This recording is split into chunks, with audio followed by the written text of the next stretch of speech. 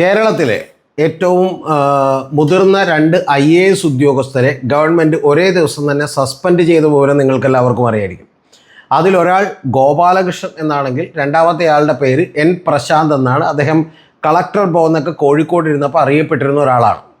അപ്പോൾ അതിലേക്ക് നയിച്ച സംഭവം എന്ന് പറയുന്നത് ഈ ഉന്നതി എന്ന് പറയുന്ന SC/ST ഡിപ്പാർട്ട്മെൻറ്റിൻ്റെ കീഴിലുള്ള ഒരു പ്രൊജക്റ്റ്, അതിൻ്റെ CEO ആയിരുന്നു പ്രശാന്ത്. അദ്ദേഹം 3 മാസമേ അവിടെ ജോലി ചെയ്തിട്ടുള്ളൂ. 3 മാസം കഴിഞ്ഞ് അദ്ദേഹം പോയി. അപ്പോൾ ആ 3 മാസം കഴിഞ്ഞ് വന്നിട്ടുള്ള ഗോപാലകൃഷ്ണൻ ഏതാണ്ട് 6-ാമത്തെ മാസവും 7-ാമത്തെ മാസവും 5-ാമത്തെ മാസവും 6-ാമത്തെ മാസവും ആയപ്പോൾ 2 കത്തുകൾ തൻ്റെ സുപ്പീരിയർ ഉദ്യോഗസ്ഥനയക്കുന്നു. അത് ഡോക്ടർ ജയതിലകാണ്. അദ്ദേഹം ഇപ്പോൾ അഡീഷണൽ ചീഫ് സെക്രട്ടറിയാണ്. അപ്പോൾ അദ്ദേഹത്തിന് 2 കത്തുകൾ കൈമാറുന്നു. അങ്ങനെ കത്തുകൾ കൈമാറിയപ്പോൾ ആ കത്തിൽ പറഞ്ഞിട്ടുള്ളത് N പ്രശാന്ത് ചില രേഖകൾ തന്നിട്ടില്ല എന്നുള്ളതാണ്, അല്ലെങ്കിൽ അദ്ദേഹത്തിൻ്റെ കയ്യിലുള്ള ചില ഫയലുകളോ അവരുടെ പാസ്വേഡുകളോ ഒക്കെ തന്നിട്ടില്ല എന്നുള്ളതാണ്. അത് തന്നെ വളരെ രസകരമായിട്ടുള്ള ഒരു ആരോപണമാണ്. കാരണം ഒന്ന് പറഞ്ഞേക്കുന്നത് ഉന്നതിയുടെ ആദ്യത്തെ ബോർഡ് മീറ്റിങ്ങിൻ്റെ മിനിറ്റ്സ് കിട്ടിയിട്ടില്ല എന്നാണ്. ആ ബോർഡ് മീറ്റിങ്ങിൽ ജയതിലകും അതുപോലെ തന്നെ ഗോപാലകൃഷ്ണനും ഒക്കെ മെമ്പർമാരാണ്. അപ്പോൾ അവർക്ക് തന്നെ കോപ്പി കിട്ടിയിട്ടുണ്ടാവും. അപ്പോൾ അവരുടെ കോപ്പിയോടെ ഉണ്ടാവുമല്ലോ, പിന്നെ കിട്ടിയിട്ടില്ലെന്ന് പറയേണ്ട കാര്യമില്ല. ഇനി അല്ലെങ്കിൽ പോലും N പ്രശാന്ത് പറയുന്നത് അത് ശരിയാണെങ്കിൽ 2-ാമത്തെ ബോർഡ് മീറ്റിങ്ങിൽ, അതായത് ഏറ്റവും ആദ്യത്തെ ബോർഡ് മീറ്റിങ്ങിൻ്റെ മിനിറ്റ്സ് ആണ് അജണ്ടയായിട്ടുണ്ടാവുക. അപ്പോൾ 2-ാമത്തെ ബോർഡ് മീറ്റിംഗ് പരിശോധിച്ചാലും അതിനകത്ത് ഉണ്ടാകും എന്നുള്ളതാണ്. അപ്പോൾ അങ്ങനെ ഉണ്ടാകുമെന്നുണ്ടെങ്കിൽ തന്നെ ഇത്തരത്തിലുള്ള വളരെ ബാലിശമായിട്ടുള്ള ചില മെയിൽ ID-കളുടെ പാസ്വേഡ് ഒന്നും കിട്ടിയിട്ടില്ല എന്നൊക്കെ പറയുന്ന കാര്യങ്ങളാണ് ഇവർ ആ പരാതിയിൽ ഉന്നയിച്ചത്. അത് യഥാർത്ഥത്തിൽ ഈ മെയിൽ ID എന്നൊക്കെ പറഞ്ഞാൽ പ്രശാന്ത് സ്വന്തം നിലക്കൊരു മെയിൽ ID ഓപ്പൺ ചെയ്യുകയും ഇതൊരു 0 ബഡ്ജറ്റ് സ്കീമാണ്, ഗവൺമെൻറ് ഫണ്ടൊന്നും കൊടുക്കാത്ത സ്കീമായതുകൊണ്ട് തന്നെ അദ്ദേഹം IIT-യിൽ നിന്നും IIM-ൽ നിന്നും IRMA-യിൽ നിന്നൊക്കെയുള്ള വലിയ മാനേജ്മെൻറ്റ് ഇൻസ്റ്റിറ്റ്യൂട്ടുകളിൽ നിന്നും IIT പോലെയുള്ള ഇന്ത്യയിലെ ഏറ്റവും വലിയ ടെക്നിക്കൽ ഇൻസ്റ്റിറ്റ്യൂട്ടുകളിൽ നിന്നൊക്കെയുള്ള കുട്ടികളെ വിളിച്ചു വരുത്തി ഇൻറ്റേൺഷിപ്പ് കൊടുത്ത് അതിൽ അവരെ കൊണ്ടാണ് ഈ പ്രൊജക്റ്റ് ചെയ്യിപ്പിച്ചതെന്നും, കൂടാതെ ടെക്നോ പാർക്കിലേക്ക് നിരവധി കമ്പനികളെ സമീപിച്ചുകൊണ്ട് അവരുടെ CSR ഫണ്ടൊക്കെ ഉൾപ്പെടുത്തിക്കൊണ്ട് ചില സ്റ്റാർട്ടപ്പ് മിഷനുകളെ കൊണ്ട് അവരുമായിട്ടൊരു MOU സൈൻ ചെയ്തുകൊണ്ടാണ് ഈ പരിപാടി ചെയ്തതെന്നും, അപ്പോൾ MOUൻ്റെ കോപ്പി എൻ്റെ കയ്യിലും ഉന്നതിയുടെ കയ്യിലും അതുപോലെ തന്നെ അവരുടെ കയ്യിലുമുണ്ട്. അപ്പോൾ അങ്ങനെ കിട്ടാൻ പാടില്ലാത്ത രഹസ്യമായിട്ട് വെച്ചിരിക്കുന്ന രേഖകളൊന്നുമില്ല എന്നാണ് അദ്ദേഹം പറയുന്നത്. കൂടാതെ ഇതിനകത്ത് ഏറ്റവും പ്രധാനപ്പെട്ട കാര്യം എന്ന് പറയുന്നത് നേരത്തെ തന്നെ വെളിയിൽ വന്ന കാര്യം, K രാധാകൃഷ്ണൻ വകുപ്പ് മന്ത്രിക്ക് ഇദ്ദേഹം എല്ലാ ഫയലുകളും അദ്ദേഹത്തിൻ്റെ കയ്യിൽ ഉന്നതിയുടെ CEO എന്നുള്ള നിലക്കുണ്ടായ എല്ലാ ഫയലുകളും തന്നെ കൃത്യമായി കൈമാറിയിട്ടുണ്ടെന്നും ആ കൈമാറിയ ഫയലുകൾ ഡോക്ടർ ജയതിലകിന് കൈമാറുകയും ഡോക്ടർ ജയതിലക് തൻ്റെ സബോർഡിനേറ്റ് ഉദ്യോഗസ്ഥനായിട്ടുള്ള ഗോപാലകൃഷ്ണൻ കൈമാറുകയും ചെയ്തു എന്ന് രേഖയുള്ളതാണ്. ആ രേഖ ഉണ്ടായിട്ടും ഇങ്ങനൊരു കാര്യം കെട്ടിച്ചമച്ചുകൊണ്ട് ഒരു പരാതി സൃഷ്ടിക്കുകയും ആ പരാതിയുടെ പുറത്ത് നേരത്തെ പറഞ്ഞ പോലെ ജയതിലക് ഒരു റിപ്പോർട്ട് ഉണ്ടാക്കുകയും ആ റിപ്പോർട്ട് മാതൃഭൂമിക്ക് പത്രത്തിന് ചോർത്തി കൊടുത്തു. മാതൃഭൂമിയാണെങ്കിൽ ഈ പ്രശാന്തിൻ്റെ ഒരു ഭാഗമൊന്നും കേൾക്കാൻ നിൽക്കാതെ അങ്ങോട്ട് പ്രസിദ്ധീകരിക്കുമാണ് ഉണ്ടായിട്ടുള്ളത്. അപ്പോൾ അങ്ങനെ പ്രസിദ്ധീകരിച്ചപ്പോഴാണ് നമ്മുടെ N പ്രശാന്ത് ഇത് മാറമ്പള്ളിയിലെ ചിത്തരോഗി മറ്റാരുമല്ല അത് ജയതിലകാണെന്നുള്ള പോസ്റ്റൊക്കെ ഇടുകയും അത് വലിയ വിവാദമാവുകയും ചെയ്തിട്ടാണ് ഈ പറയുന്ന പ്രശാന്തിനെ സസ്പെൻഡ് ചെയ്തിട്ടുള്ളത്. കൂടാതെ ഈ ഫയലുകൾ കാണാനില്ല എന്ന് പറഞ്ഞൊരു പരാതി കൊടുത്തിട്ടുള്ള ഗോപാലകൃഷ്ണനെ സസ്പെൻഡ് ചെയ്തു. ഈ ഗോപാലകൃഷ്ണൻ നിങ്ങൾക്കൊക്കെ ഓർമ്മയുണ്ടാവും, ഇദ്ദേഹം തന്നെയാണ് ഹിന്ദു മല്ലു ഗ്രൂപ്പ് എന്ന് പറഞ്ഞൊരു ഗ്രൂപ്പ് ഉണ്ടാക്കുകയും സ്വന്തം ഫോൺ ഫോർമാറ്റ് ചെയ്തതിന് ശേഷം ആരോ ഹാക്ക് ചെയ്തു എന്ന് പറഞ്ഞ് വ്യാജ പരാതിയുമായിട്ട് നേരെ പോലീസ് സ്റ്റേഷനിൽ കൊണ്ട് കൊടുക്കുകയൊക്കെ ചെയ്ത്. അതിനെതിരെ അദ്ദേഹത്തിന് നടപടി വേണ്ടതാണ്. പക്ഷെ നമ്മുടെ ഗവൺമെൻറ് ആരെയാണ് സംരക്ഷിക്കുന്നത് നോക്കിയാൽ മതി. അദ്ദേഹത്തിനെതിരെ ഒരു നടപടിയും എടുത്തിട്ടില്ല. വ്യാജ പരാതി കൊടുത്താൽ അത് 1 വർഷം വരെ ശിക്ഷിക്കാവുന്ന 10,000 രൂപ ഫൈൻ അടപ്പിക്കാവുന്ന കേസാണ്. പക്ഷെ അദ്ദേഹം ശിക്ഷിച്ചിട്ടില്ല, ഒരു നടപടിയും എടുത്തിട്ടില്ല. ഇനി അടുത്ത പ്രശ്നമെന്ന് പറയുന്നത് ഇതിൽ ഈ കഴിഞ്ഞ ദിവസം N പ്രശാന്ത് നമ്മുടെ ജനം TV-യിൽ ശ്രീജിത്ത് പണിക്കരുമായൊക്കെ ഒരു ഇൻ്റർവ്യൂ കൊടുത്തിട്ടുണ്ട്. അവർ 2 പേര് സുഹൃത്തുക്കളാണെന്ന് തോന്നുന്നു. അതുകൊണ്ട് കുറച്ചുകൂടി കാര്യങ്ങൾ തുറന്ന് സംസാരിച്ചിട്ടുണ്ട്. അതിൽ അദ്ദേഹം പറയുന്ന ഏറ്റവും ഗുരുതരമായിട്ടുള്ള ആരോപണം, ഞെട്ടിക്കുന്ന കുറച്ച് കാര്യങ്ങൾ കൂടിയുണ്ട്, അത് ഞാൻ പിന്നീട് പറയാം. അതിൽ ഏറ്റവും ഗുരുതരമായ ഒരു 1-ാമത്തെ ആരോപണം എന്ന് പറയുന്നത് ഈ 6-ാം മാസവും 7-ാം മാസവും ഇദ്ദേഹം എഴുതി എന്ന് പറയുന്ന കത്തുകൾ, അതായത് ഗോപാലകൃഷ്ണൻ ഈ പറയുന്ന നമ്മുടെ ഡോക്ടർ ജയതിലകിന് പരാതി കൊടുത്തു എന്ന് പറയുന്ന കത്തുകൾ, ആ കത്തുകളിൽ ലെറ്റർ നമ്പർ ഇല്ല, ഫയൽ നമ്പർ ഇല്ല, ലെറ്റർ ഹെഡിലല്ല എഴുതിയേക്കുന്നത്. എന്ന് പറഞ്ഞാൽ ഒരു ഗവൺമെൻറ് കത്തുകളുടെ സ്വഭാവമൊന്നും അതിനില്ല. അത് ഇദ്ദേഹത്തിന് ഒരു മാധ്യമ പ്രവർത്തകൻ അയച്ചു കൊടുത്തപ്പോൾ ഇദ്ദേഹം പരിശോധിച്ചു, അങ്ങനെ സ്വഭാവമൊന്നുമില്ല. ഇനി അതിനേക്കാൾ വിചിത്രമായിട്ടുള്ളൊരു കാര്യം, ഈ ഓഫീസ്, അതായത് ഗവൺമെൻറ്റിൻ്റെ ഫയൽ നീക്കങ്ങളെല്ലാം കൈകാര്യം ചെയ്യുന്ന ഈ ഓഫീസ് സോഫ്റ്റ്വെയറിൽ കയറി നോക്കിയപ്പോൾ, അതിൻ്റെ കറസ്പോണ്ടൻസിൽ കയറി നോക്കിയപ്പോൾ ഈ പ്രശാന്ത് ഞെട്ടിപ്പോയി എന്നാണ് പറയുന്നത്. ഞെട്ടിപ്പോയതിൻ്റെ കാരണം ഈ 2 കത്തുകളും, അതായത് 2 മാസങ്ങളിൽ എഴുതി എന്ന് പറയപ്പെടുന്ന കത്തുകളെല്ലാം തന്നെ ഈ കറസ്പോണ്ടൻസ് വഴി കയറ്റിയിട്ടുള്ളത്, ഈ ഫയലിൽ കയറ്റിയിട്ടുള്ളത് 8-ാം മാസം 1-ാം തീയതിയാണ്.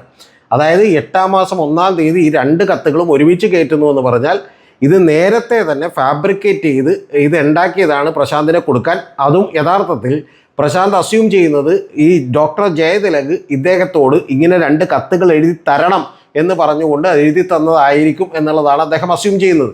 ഇനി അത് കൂടാതെ ഈ കത്തുകൾ ഏതോ പ്രീഡേറ്റ് വെച്ചിട്ടൊക്കെ തന്നെ നേരത്തെ തന്നതാണെന്ന് കാണിക്കാനുള്ള ചില രേഖകളൊക്കെ കൂടി ഡോക്ടർ ജയതിലക് ഉണ്ടാക്കിയിട്ടുണ്ട് എന്ന് പറയുന്ന സൂചന കൂടി അദ്ദേഹം തരുന്നുണ്ട്. എന്ന് പറഞ്ഞാൽ നിങ്ങളൊന്ന് ആലോചിച്ച് നോക്കണം, നമ്മുടെ ജീവനും സ്വത്തും സുരക്ഷയും ഒക്കെ സംരക്ഷിക്കാൻ വേണ്ടി അമിതമായ അധികാരങ്ങളോടുകൂടി നമ്മൾ വലിയ തോതിൽ ശമ്പളം കൊടുത്ത് നിയമിക്കുന്ന ഉദ്യോഗസ്ഥരാണ് ഈ ഗോപാലകൃഷ്ണനും ജയതിലകും എന്നൊന്നും നിങ്ങൾ മറന്നു പോകരുത്. അവർ കാണിച്ചിട്ടുള്ള പണിയാണ്. ഇനി അടുത്തത് 8ാം മാസത്തിൽ എന്തുകൊണ്ടാണ് ജയതിലക് ഇത് ചെയ്തതെന്ന് വെച്ചാൽ 8ാം മാസത്തിൽ അദ്ദേഹം ആ വകുപ്പ് വിടുകയാണ്. അപ്പോൾ ആ വകുപ്പ് വിടുന്നതിന് മുമ്പ് ഈ പറയുന്ന പ്രശാന്തിനോടുള്ള മുൻവൈരാഗ്യം മൂലം അദ്ദേഹത്തിനൊരു പണി കൊടുക്കണം എന്ന് വിചാരിച്ചിട്ട് അദ്ദേഹം പറഞ്ഞതുകൊണ്ട് ഗോപാലകൃഷ്ണൻ എഴുതി കൊടുത്തതാണ്. അടുത്ത ചോദ്യം പ്രശാന്ത് ഉന്നയിക്കുന്നത്, ഇത്തരത്തിലുള്ളൊരു വ്യാജ പരാതി കൊടുക്കാൻ ഒരു മേലുദ്യോഗസ്ഥൻ പറഞ്ഞാൽ പോലും വ്യാജമായി എഴുതി കൊടുക്കുക എന്ന് പറഞ്ഞാൽ എത്രമാത്രം സീരിയസ് ആയിട്ടുള്ളൊരു ക്രൈമാണ് ഇത്. ഇപ്പോൾ ഇത് ശരിക്കും സീറോ ബഡ്ജറ്റുള്ള വലിയ ഫണ്ടൊന്നുമില്ലാത്ത ഉന്നതിയുടെ കാര്യമായതുകൊണ്ട് കുഴപ്പമില്ല. വലിയ കോടികളൊക്കെ എടുക്കുന്ന ഫയൽ അല്ലെങ്കിൽ അത്തരത്തിലുള്ളൊരു കാര്യത്തിലാണ് ഇത്തരത്തിലുള്ളൊരു കൊടുക്കാനും മനഃപൂർവ്വമായി തന്നെ പെടുത്താനുമുള്ളൊരു ശ്രമം ഉണ്ടായതെങ്കിൽ എന്ത് ചെയ്യും എന്ന് ചോദിക്കുന്നുണ്ട്. തീർച്ചയായിട്ടും അതീവ ഗുരുതരമായിട്ടുള്ളൊരു കാര്യമാണ്. എനിക്ക് ചോദിക്കാനുള്ളത്, ഇത്തരത്തിലുള്ള ഉദ്യോഗസ്ഥരെ ഒരു ഇടതുപക്ഷ ജനാധിപത്യ മുന്നണിയുടെയും പിണറായിയുടെയൊക്കെ സർക്കാർ സംരക്ഷിക്കുന്നത് എന്തിനാണെന്നാണ്. CPI പോലെയുള്ള പാർട്ടികളെങ്കിലും ഇതിന് മറുപടി പറയണം. നിങ്ങൾ എന്തിനാണ് ഇത്തരത്തിലുള്ള ആളുകളെ സംരക്ഷിക്കുന്നതെന്ന്. ഇനി അടുത്തത്, ഈ പലപ്പോഴും പ്രശാന്തിനോട് മറ്റു പല ആളുകളും പറഞ്ഞിരുന്നു, നിങ്ങൾ ഈ നമ്മുടെ ഗോപാലകൃഷ്ണനല്ല നമ്മുടെ ഡോക്ടർ ജയതിലക് എന്ന് പറയുന്ന ആളെ സൂക്ഷിക്കണം, അദ്ദേഹത്തെ പോയി കാല് പിടിക്കണം, എന്നിട്ട് നിങ്ങൾ എങ്ങനെയാണെങ്കിലും ഇത് സോൾവ് ചെയ്യണം, സെറ്റിൽ ചെയ്യണം, അല്ലെങ്കിൽ അദ്ദേഹം എന്തും ചെയ്ത് കളയും എന്ന് പറഞ്ഞിരുന്നു. പക്ഷെ അങ്ങനെയൊന്നും കാല് പിടിക്കാൻ ഞാൻ തയ്യാറല്ല. കാരണം അതെൻ്റെ ഒരു സെൽഫ് റെസ്പെക്റ്റിൻ്റെ ഭാഗമാണ്, അതൊരിക്കലും അഹങ്കാരമല്ല എന്നാണ് അദ്ദേഹം പറയുന്നത് നേരാവണ്ണം പണി ചെയ്യുന്നവർക്ക് വലിയ സുരക്ഷയാണ് ഈ ഓഫീസും ഭരണഘടനയും ഒക്കെ. പക്ഷേ ഇതൊന്നും ഇല്ലാതിരിക്കുന്നതാണ് ഈ പറഞ്ഞ ആളുകൾക്കൊക്കെയുള്ള വലിയ ഗുണം. അതായത് ഡോക്ടർ ജയതിലകനും ഈ പറയുന്ന ഗോപാലകൃഷ്ണനൊക്കെ ഉള്ളത്. അദ്ദേഹത്തിന് പക്ഷേ ഇത് നേരാവണ്ണം ഒരു കൃത്രിമം കാണിക്കാൻ പോലും അറിയാത്തത് കൊണ്ട് ഈ ഓഫീസിൽ വലിയ രേഖകളെല്ലാം ഉള്ളത് കൊണ്ട് താൻ രക്ഷപ്പെട്ടു എന്നുള്ളതാണ്.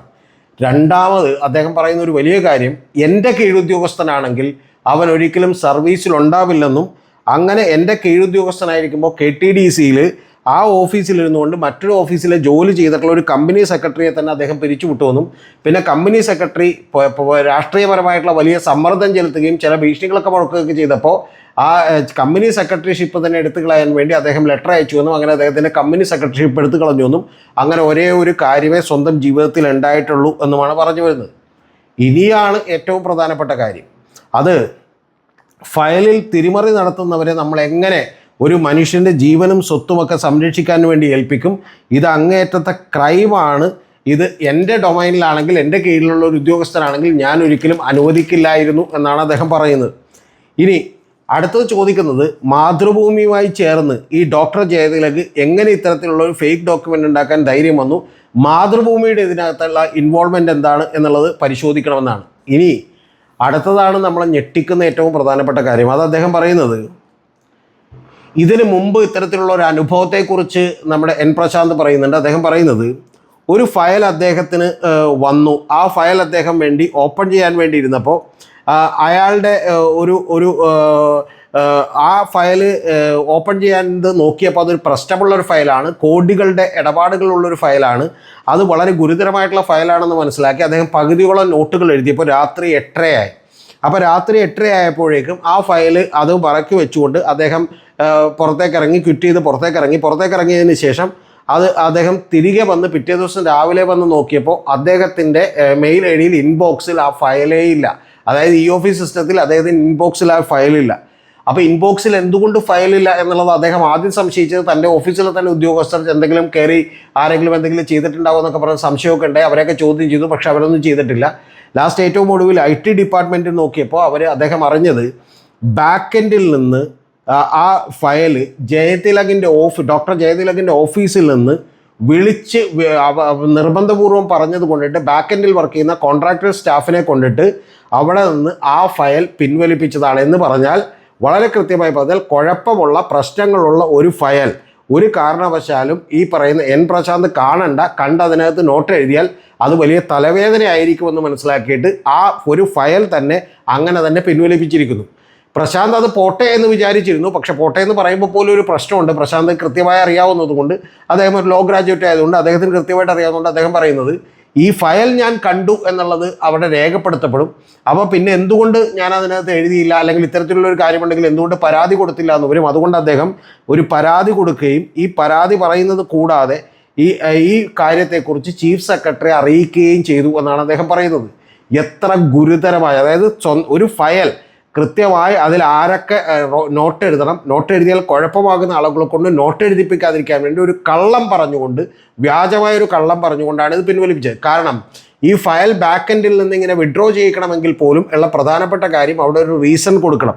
ആ റീസൺ കൊടുത്തേക്കണത് LSDയിലെ സെക്ഷൻ ഓഫീസർ ലീവിലാണ് എന്ന് പറഞ്ഞിട്ടാണ്. ഇദ്ദേഹം LSDയിലല്ല വർക്ക് ചെയ്യുന്നത്, ലോക്കൽ സെൽഫ് ഡിപ്പാർട്ട്മെൻറ്റിലല്ല, അവിടുത്തെ സെക്ഷൻ ഓഫീസറുമല്ല. പക്ഷേ അത്തരത്തിലൊരു കളവ് പറഞ്ഞുകൊണ്ടാണ് അദ്ദേഹത്തിൻ്റെ ഫയലിൽ നിന്ന്, ഈ ഫയലിൽ നിന്ന്, അദ്ദേഹത്തിൻ്റെ കാര്യത്തിൽ നിന്ന്, ബാക്ക് എൻഡിൽ നിന്ന് ഇത് പിൻവലിച്ചത്. അപ്പോൾ അതുകൊണ്ട് അത്തരത്തിൽ ഗുരുതരമായ ഫയലിൽ പോലും കൃത്രിമത്വം കാണിക്കാൻ കഴിയുന്ന, അല്ലെങ്കിൽ അത്തരത്തിലുള്ള ക്രിമിനൽ ബുദ്ധിയുള്ള ആളുകളാണ് ഗോപാലകൃഷ്ണൻ, ഡോക്ടർ ജയതിലകെന്നും അദ്ദേഹം പറയാതെ പറഞ്ഞിരിക്കുന്നു. ഒരു കാര്യം കൂടി ഞാൻ നിങ്ങളോട് പറയാം. ഈ ഡോക്ടർ ജയതിലക് എന്ന് പറയുന്നയാൾ, അദ്ദേഹത്തിൻ്റെ പല സമ്മർദ്ദങ്ങളും മൂലം ഇദ്ദേഹത്തിൻ്റെ കീഴുദ്യോഗസ്ഥരെല്ലാം തന്നെ ചില ഫയലുകളിൽ റിപ്പോർട്ട് എഴുതാൻ നിർബന്ധിതരാകുന്നു. അങ്ങനെ റിപ്പോർട്ട് എഴുതുന്ന സമയത്തെല്ലാം ഈ ഫയൽ സാറ് കൂടി കണ്ടിട്ട് വിടണേ, സാറ് കൃത്യമായിട്ട് റിപ്പോർട്ട് എഴുതി വിടണേ, അല്ലെങ്കിൽ എഗെയിൻസ്റ്റ് റൂളാണ്, ഞങ്ങൾക്ക് തന്നെ പ്രശ്നമാകുമെന്ന് പറഞ്ഞ് കീഴുദ്യോഗസ്ഥന്മാർ പലപ്പോഴും നമ്മുടെ എൻ പ്രശാന്തിനെ സമീപിച്ചിരുന്നുവെന്നും, അപ്പോൾ ആ സമീപിക്കുമ്പോൾ അതിൽ യെല്ലോ നോട്ട് അയച്ചിട്ട് വിടൂ, എന്നിട്ട് ഞാൻ എന്ത് ചെയ്യാം, തിരിച്ചയക്കാമെന്ന് പറയുമെന്നും, അത്തരത്തിലുള്ള വലിയ ഗുരുതരമായിട്ടുള്ള ക്രമക്കേടുകൾ ഈ ഗവൺമെൻറ്റിൻ്റെ അകത്ത് നടക്കുന്നുവെന്നും, ഈ ഫയലിങ്ങിൻ്റെ കാര്യത്തിൽ ഇതെല്ലാം രേഖപ്പെടുത്തുമെന്ന് പോലും അറിയാത്ത ഗോപാലകൃഷ്ണനും ജയതിലകും കൂടി ഇത്തരത്തിലുള്ള പരിപാടികൾ നിരന്തരമായി നടത്തിക്കൊണ്ടിരിക്കുന്നുവെന്നും, ഇതിനെക്കുറിച്ച് കൂടുതൽ പറയാതെ നിന്നാൽ ഒരു ദിവസത്തിലധികം വൈകുമെന്നും, ഫയലുകളിലൊക്കെയുള്ള പല കാര്യങ്ങളും ചെയ്യുന്നതും, ചില ഫയലുകൾ തുറക്കാതിരിക്കുന്നതും, തുറന്നിട്ട് പുതിയതായി തുറക്കുന്നതും, ചില ഫയലുകൾ ആളുകൾ കാണാതിരാനായിട്ട് ജസ്റ്റ് ഈ ഒരു ഓർഡർ ആയി പുറത്തേക്ക് ഇറക്കുന്നതും അടക്കമുള്ള നിരവധി കാര്യങ്ങൾ നമ്മുടെ ഗവൺമെൻറ്റിൽ നടക്കുന്നുവെന്നാണ് യഥാർത്ഥത്തിൽ. ഞാൻ നിങ്ങളോട് നേരത്തെ പറഞ്ഞിട്ടുള്ളൊരു കാര്യമുണ്ട്.